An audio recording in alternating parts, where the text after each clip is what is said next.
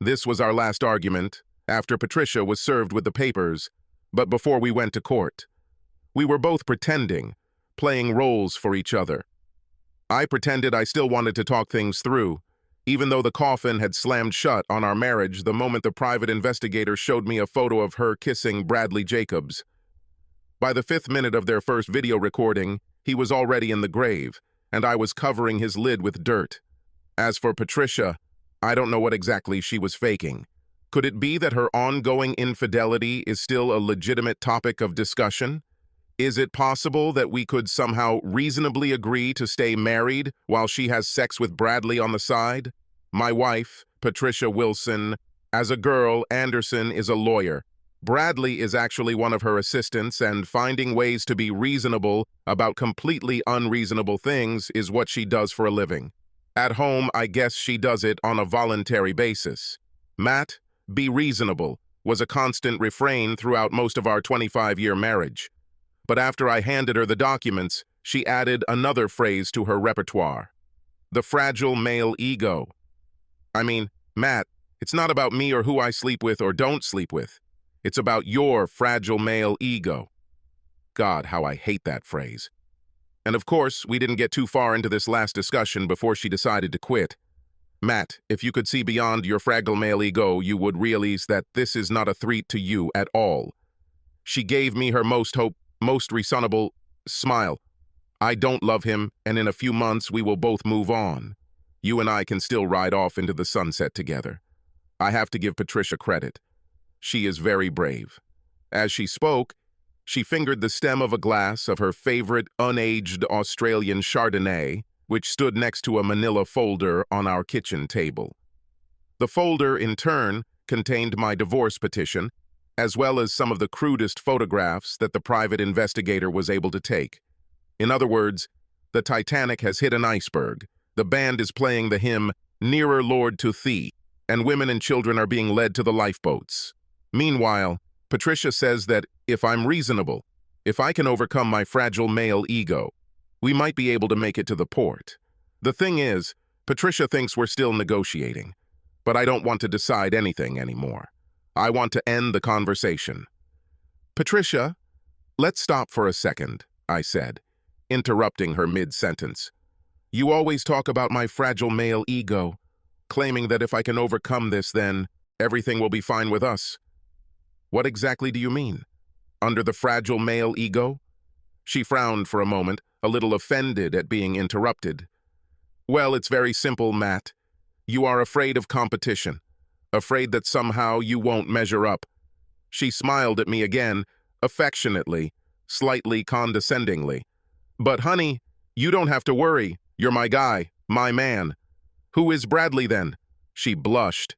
Bradley is just a toy, like a dildo or exercise machine.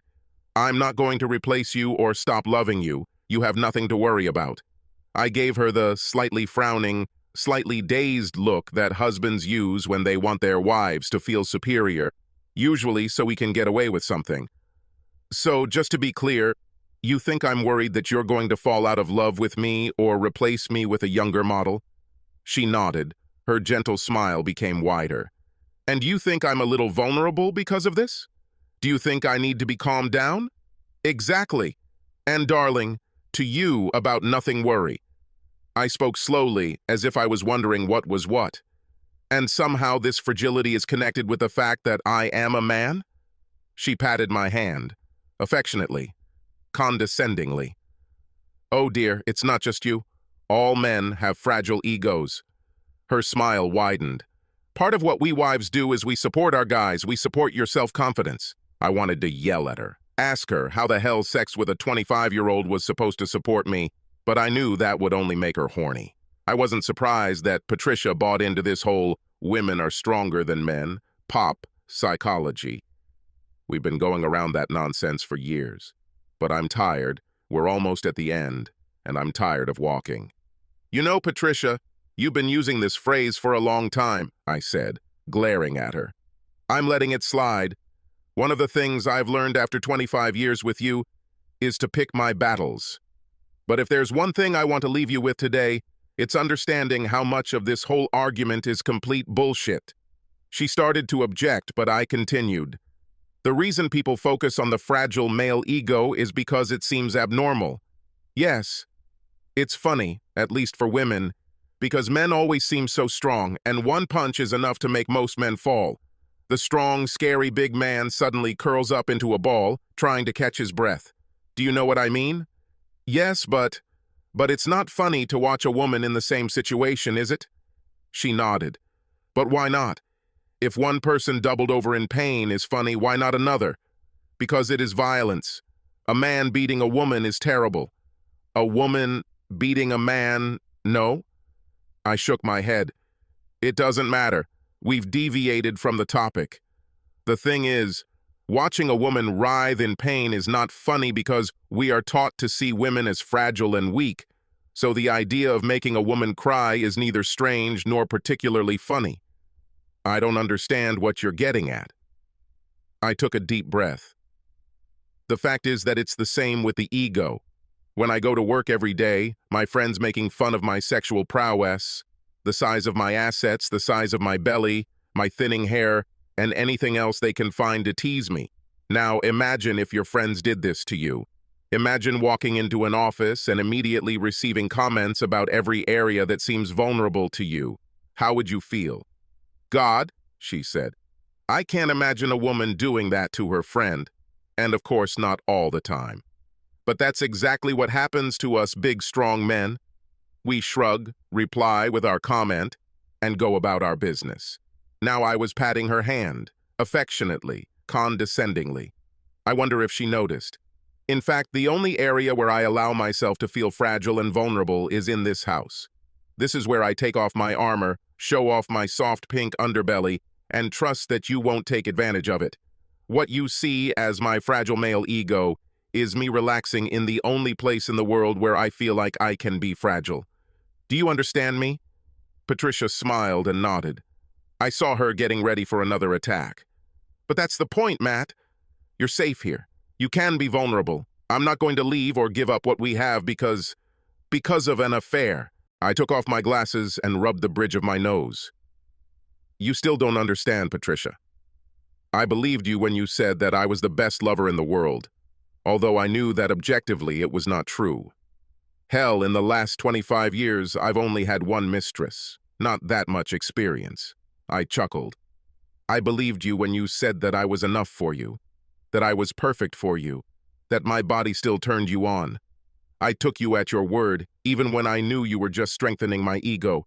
With you, I chose to be fragile because I knew I could trust you. And I'm so glad that you betrayed it, I shouted, slamming my hand on the table. Her eyes widened, and she fell silent. I took a deep breath and tried to find my calm voice again. About 6 months ago, I began to notice that you were not so careful about my fragility. I noticed how you expressed yourself when I took off my shirt, how you closed your eyes when we had sex. I caught snarky comments about going to the gym or giving up beer. She looked up at me, shocked, and I continued. I noticed that you stopped talking about your day or asking about mine. I noticed that you are not near me. Even before you started having sex with Bradley, I knew you were no longer safe for me. You weren't going to protect my vulnerability. Matt, She paused. Has the lawyer run out of words? I looked into her eyes, firmly. They sparkled, and I'm sure mine did too. I tried to fight it, Patricia. He invited you to dinner more often, commented on your clothes, tried to plan more vacations, more time just for us, tried to let you know that you're special to me, dressed better, started going to the gym, hoping you would remember how special I was to you. I looked down at my hands. Not now. I can't let her see the tears. I can't be vulnerable. Enough. It didn't work. You found reasons to cancel dinners, reasons why we couldn't go on vacation. While complimenting your clothes, I saw that you were worried that I had noticed that you were dressing for him. And after sending flowers to your office, I never received a response. I looked up at her. Later, when you started picking fights to avoid sex with me, I realized that I had failed. You've forgotten that I'm special, and you're well on your way to not being special to me anymore. I never quarreled to refuse sex. I groaned. Seriously? And that's all she got out of it? Patricia, can you just be honest? At least with yourself, if not with me. You pushed me away for 6 months. She looked up at me for a second, but then lowered them back to her hands. Charming hands. I shrugged. Be that as it may, yes, my ego was fragile then. I spent a lot of time in the office with the door closed, mourning our relationship. I tried to put on a strong face while at work so that you wouldn't see how deeply you hurt me. I started looking for reasons to leave home so as not to spend time with someone who could hurt me, and who now so clearly wants to do this. She looked shocked. I smiled slightly and patted her hand again. But you'll be glad to know that my fragile ego has healed. I found something else to do. Other people who made me feel special. She raised her head, a question in her eyes. I chuckled. No, I didn't cheat on you, but I've noticed that some of the women at the gym don't look like they're too turned off by my body these days. Anyway, by the time I had the evidence and talked to the lawyer, you wouldn't even know that my fragile male ego was ever bruised. Are we done? That's what I thought. After all, I said what I had to say and thought that maybe she had finally heard me. Maybe now we can move on. But no, I was married to a lawyer, and there is no such thing as a lost case. But Matt, there was no need for that, she screamed. Yes, I admit that lately I have been absent-minded, but I never stopped loving you. In my world, you always came first. I'm sorry that I didn't see how fragile you were, how much I hurt you. Patricia continued to talk, continued to weave beautiful pictures from her words, but I did not hear her. There's that word again. Fragile. She still didn't understand, and I realized that she probably never would. I no longer tried to do it in a good way. Patricia, stop it! I barked. I think she could hear the anger in my voice, even though I tried to hide it. I took a long, slow breath, released the air.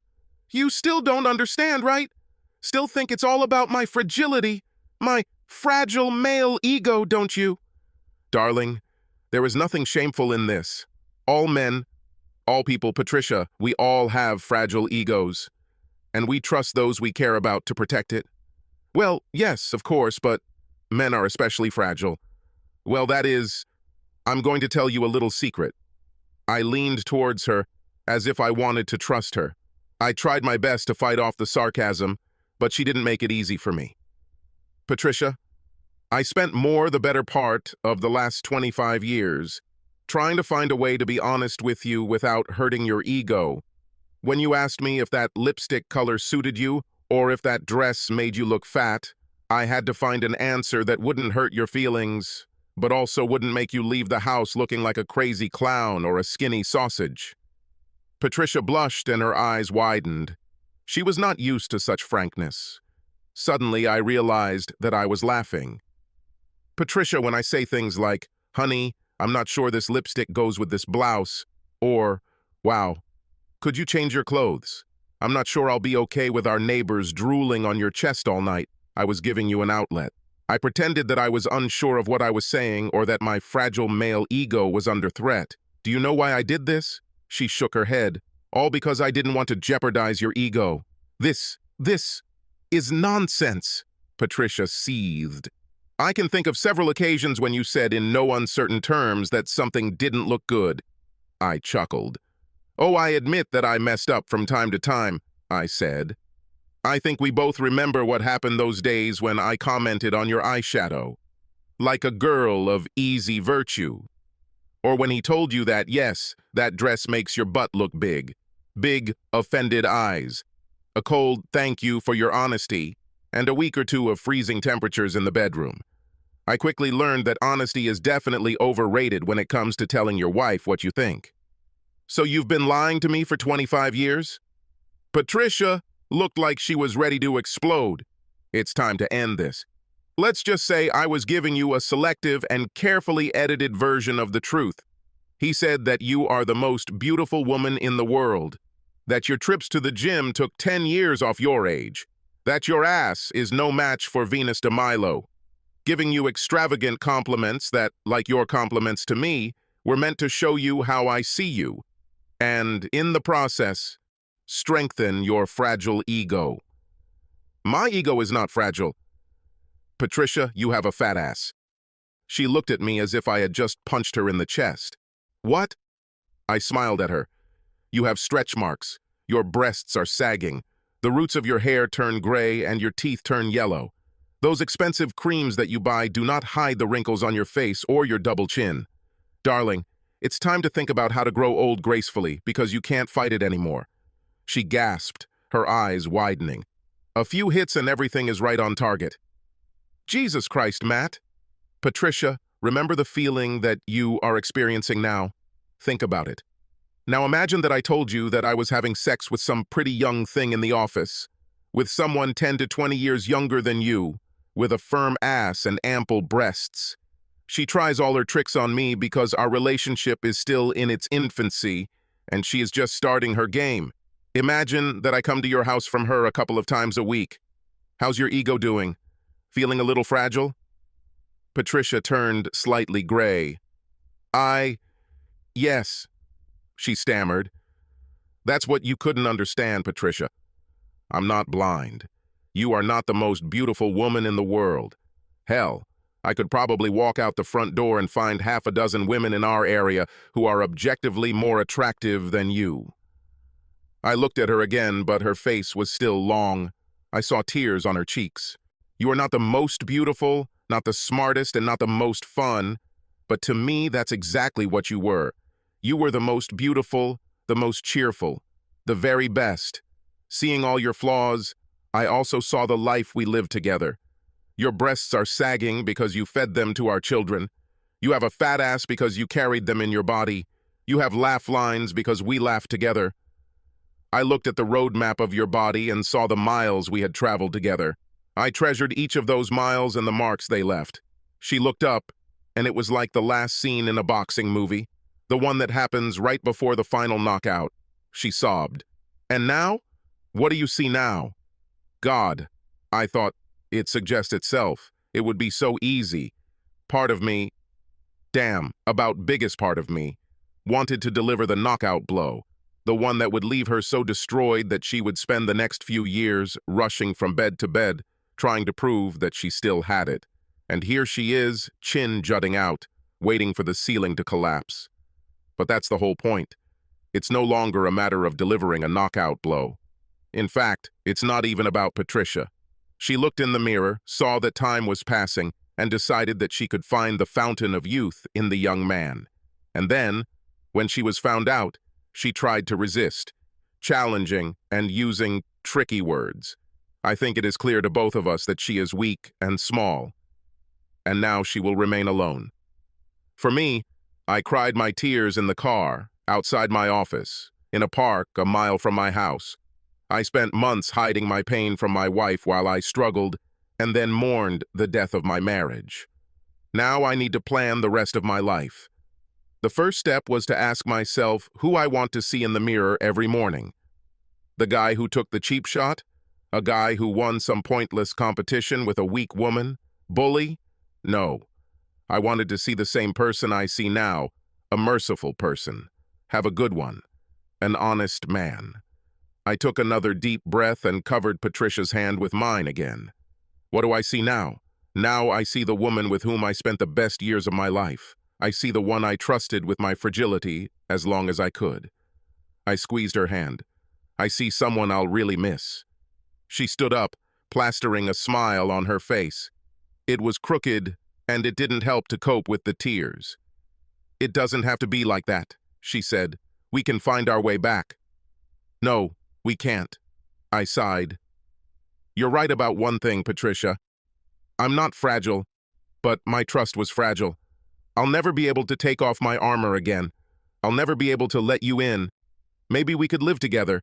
We could sleep in the same bed, go on vacation, and create some memories.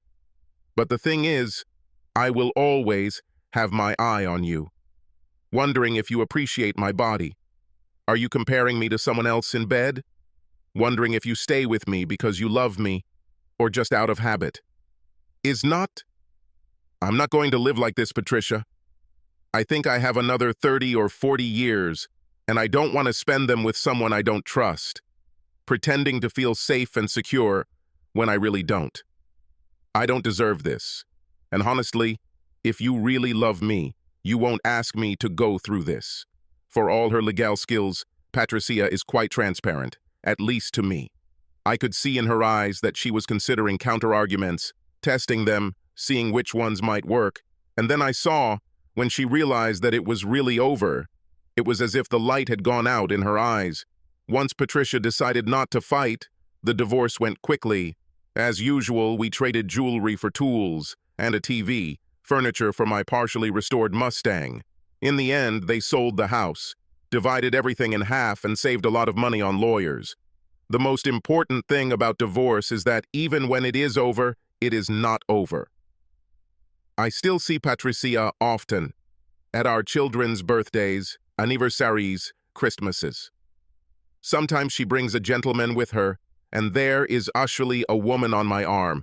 It's been the same woman for the last year or so, and I can see from the look in Patricia's eyes that she understands what this means. I try not to gloat, but sometimes my ego, well, it can be